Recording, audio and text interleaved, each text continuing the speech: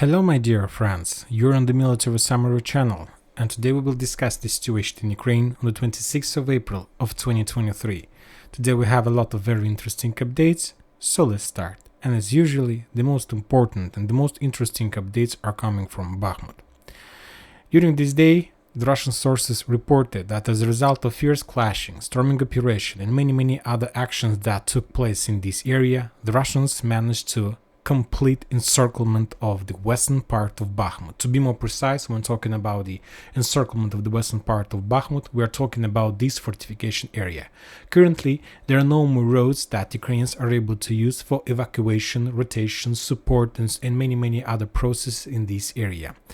Let's take a look at the Western sources map. I have already updated this map showing you the real and current situation in this area.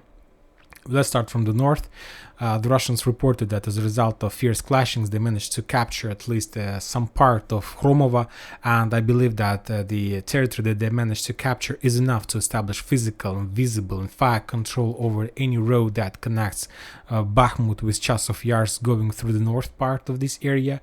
Furthermore, the Russians reported that as a result of storming operation, they managed to capture the intersection of the streets of Yubileyny and Tchaikovskого Street, this area, and by that they managed to establish fire control, any type of control over this area as well. As we can see, the Ukrainians are stepping back and they're moving to the western fortification. And the question is, how did that happen? And what is going to be next? And how the phone call between Zelensky and Comrade C is connected with this situation. So let's start step by step. First of all, to understand what did happen in this area, first of all, we need to I would like to remind you the report of Ministry of Defense of Russian Federation. They're saying that as a result of clashes in this area, the Ukrainians lost 355 soldiers, 18 armored vehicles and 4 artillery systems. Not just in Bakhmut, but also this loss includes the losses of the Ukrainians on Avdiivka front line as well. But also the Russians added that during the previous 24 hours, they attacked the Ukrainian positions of 60th Mechanized Brigade. To be more precise, the Russians are saying that they attacked the Ukrainian reserves of 60th Mechanized Brigade in Kramatorsk in this area. But what is the connection between the 60th Mechanized Brigade in Kramatorsk and Bakhmut? So it's like two different towns, and the distance between them is very big. For these purposes, let's take a look at the Russian deployment sources map. And if we take a look at this interception that the Russians managed to take, according to this map, this intersection is under responsibilities of 60th Mechanized Brigade, exactly the brigade that the Russians hit during the previous 24 hours. So I suppose that one more time, maybe the time for rotation process has come, and the Russians were concentrated against this brigade, and to penetrate this area finally, they destroyed the reserves of that brigade, and we are the witnesses of the same story when brigade was destroyed on the combat line and its reserves were destroyed in the back in Kramatorsk. So this is the brigade the Russians were talking about, and currently now this intersection is under Russian control. Furthermore, the Russians are saying that as a result of artillery duels, missile attacks and so on, they attacked 57th Brigade, and they attack 5th Storm Brigade as well. So currently the Russians during the previous 24 hours were attacking not in direction of this intersection. The Russians were attacking the Ukrainians in Khromova, mainly they were attacking 57th Brigade, and the Russians were attacking the 5th Storm Brigade in the vicinity of Ivanovskaya. They're located here. Let's go back to the Russian deployment map. So if we take a look, the 5th Storm Brigade, this brigade is located exactly in Ivanovska. So this is the positions of this 5th Brigade. So the Russians were attacking them and trying to pin them down and not to allow the Ukrainians to use the 05-04 road for moving reserves in direction of the south of Bakhmut. And the Russians were attacking 57th Brigade, their position, trying to pin down, to freeze them and not to allow them be flexible. And this brigade is located in the area of Bogdanovka and Grigorievka. Very interesting updates are coming from this area. If you remember a few days ago, I told you that I expect that exactly in this area the Russians are going to penetrate and to do some progress. Because during this week the Russians attacked the fuel depots of 17th Tank Brigade. They did this 2 times during the previous 2 weeks.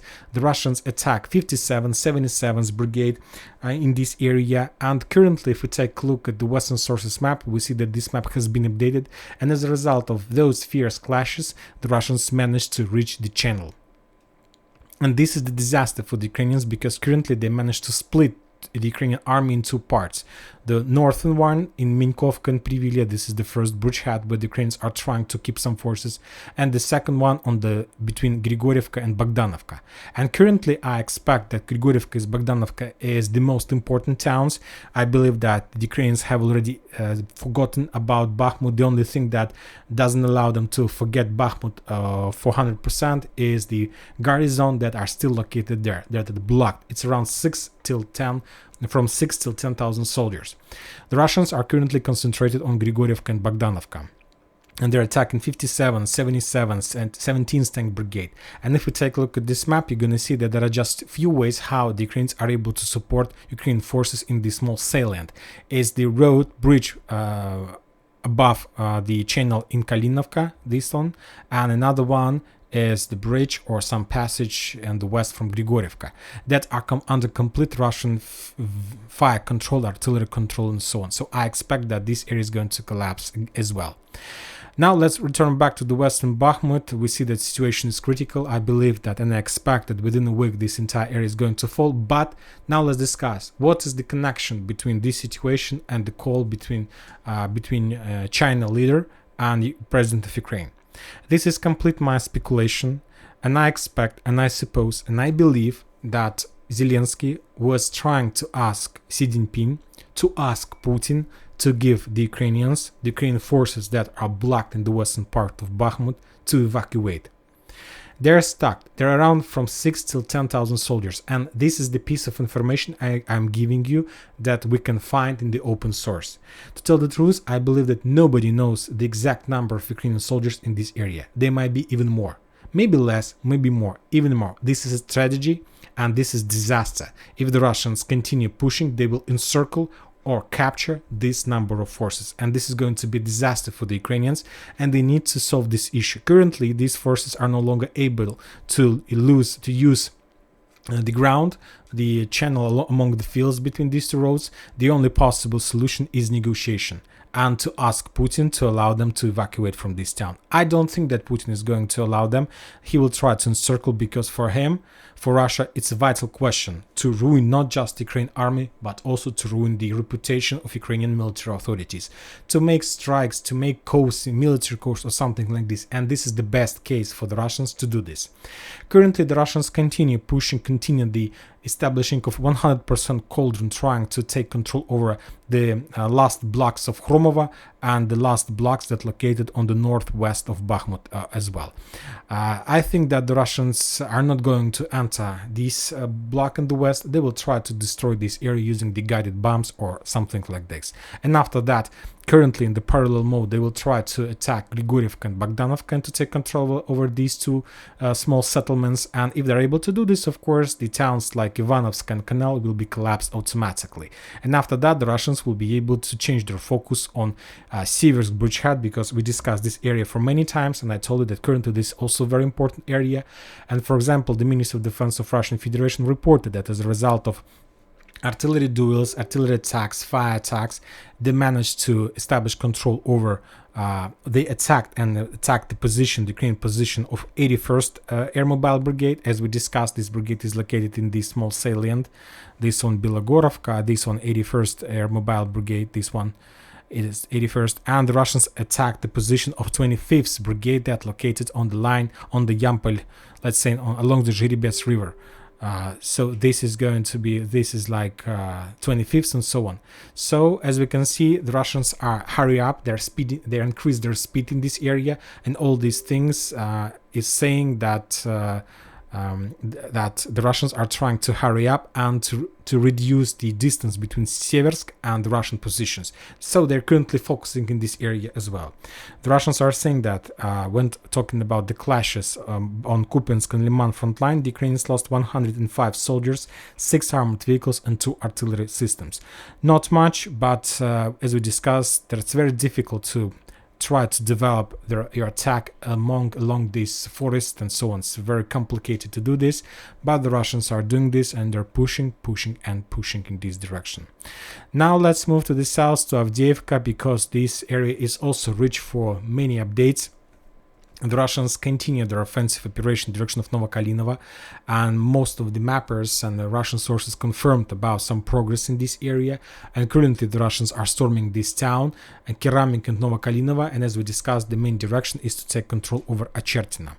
And I believe and I expect that this is going to happen very soon, because the Russians reported that for the next day in a row, the Russians attacked the most hunted brigade in this area, 110th Brigade. But today the Russians reported that this brigade was attacked in Mariinka, not in this area. But anyway, we understand that it's the very important part of defense in this area, 110th Brigade. So another day of losses from the Ukrainian side. So the Russians are pushing in this direction, trying to get as close as possible to Achertina. Also, the Russians are saying about some progress on the bottom of Severna.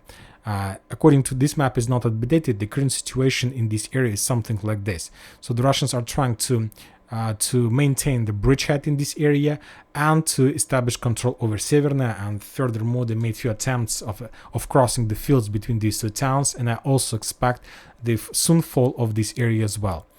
Very interesting updates are coming from Nivoyska. As we discussed in the previous video, the Russians managed to develop their bridgehead in this area, something like this. They took control over the fortifications on the south of Nivoyska, and currently this town is also in some kind of operation encirclement, and mainly because of the fact that this settlement is not so big. So you don't need to have like a very long-range artillery systems. You just need to get as close as possible, even some infantry pods, and they will establish control over the rest roads in this area. And this operation is also very important, because if the Russians are able to take Nivoyska and to, let's say, to establish their position along this line, then the Russians will be able to establish physical control and fire control over the road that connects the, let's say, Girnik agglomeration with Krasnogorovka from the north.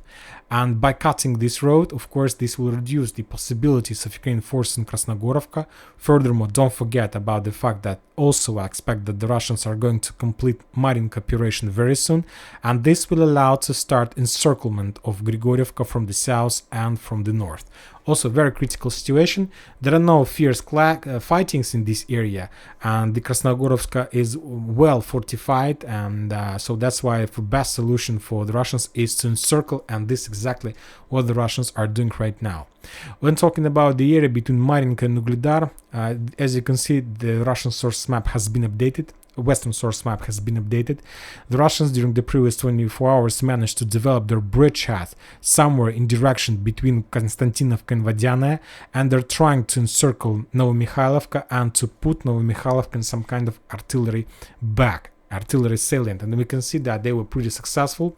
Also, the Russians are trying to cut supply of Pobeda from the south, because the Ukrainians still have possibilities to support this small fortification from the south, and I expect that this area is going to fall also very soon. The Russians are saying that as a result of fierce clashes in the South Donetsk area, the Ukrainians lost just 35 soldiers. The level of losses has been reduced since the previous days, but anyway still very strong. The Russians published some video and photo confirmation of more attacks, more bombings of Ugledar, of erasing process of Ugledar, of destroyed warehouses in this area. They destroyed the positions and warehouse of the 72nd Mechanized Brigade in Bogayavlenka, and as we know, the 72nd Mechanized Brigade is the main forces that responsible for defending of Ugledar and Mariinka. This information we can find on the Russian deployment map. So, for example, this is 72nd Mechanized Brigade, this is 72nd, and the same picture we can find in 79th Brigade, sorry, my bad. 79th is responsible for defending of 79th, and the 79th is responsible for Mariinka. Yes, that's true. When talking about Zaporozhye area, there are not much changes, just artillery duels, another destroyed of another warehouses and another depots and other artillery systems without any big changes on the ground. The Russians reported about heavy losses of the Ukrainians on the Dnipro.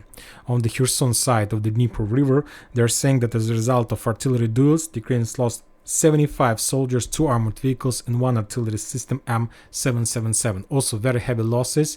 The Ukrainians are continuing concentrating their forces. Maybe they're trying to force the Russians, thinking that they are planning to start the crossing Dnipro operation. I believe that maybe it's some kind of fake attack, trying the Russians to change their focus and to keep some reserves in this area.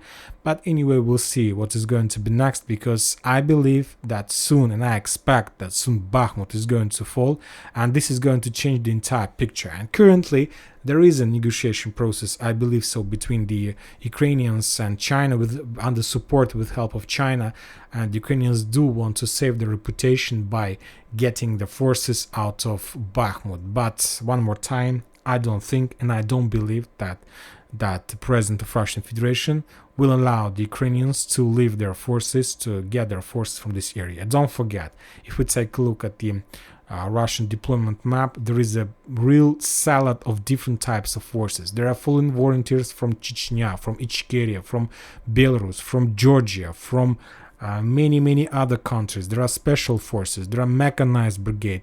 So there is a very powerful and a lot of types of forces from all over the entire Ukraine. And if this area collapses, this can bring a real disaster for the Ukrainians and to the entire army. From positive things, the Russians are saying that as a result of negotiation process, they managed to make prisoner exchange process.